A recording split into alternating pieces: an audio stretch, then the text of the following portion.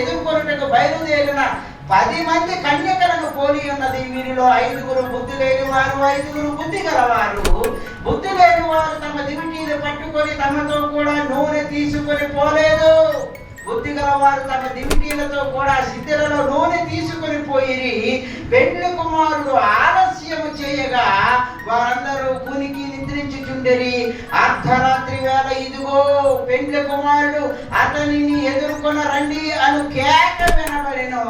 అప్పుడు ఆ కన్యకలందరూ లేచి తమ దివిటీలను చక్కబరిచిరి. గాని బుద్ధి లేని ఆ కన్యకలు, మా దివిటీలు ఆరిపోవుచున్నవి గనుక మీ నూనెలో కొంచెము మాకు ఇవ్వడని బుద్ధి గల వారిని అడిగిరి. అందుకు బుద్ధి గల కన్యకలు, మాకును మీకును ఇది చాలదేమో, మీరు అమ్మవారి యొద్దకు పోయి కొనుక్కొనుడని చెప్పిరి. వారు కొనబోచుండగా పెండ్లి కుమారుడు వచ్చెను. అప్పుడు సిద్ధపడి ఉన్నవారు అతనితో కూడా పెండ్లి విందుకు లోపలికి పోయిరి. అంతటా తలుపు వేయబడెను.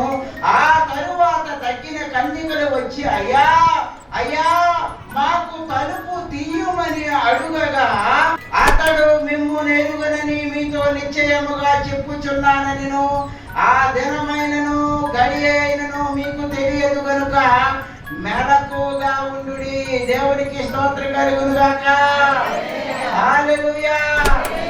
10 మంది కన్యకలు ఉన్నారు. 5 బుద్ధి లేని వారు, 5 బుద్ధి గలవారు.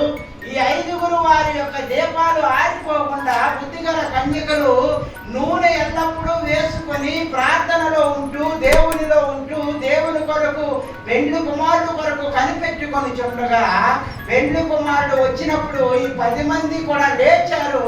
అందులో 5 నూనె లేదు, దీపాలు ఆరిపోయిన పరిస్థితి.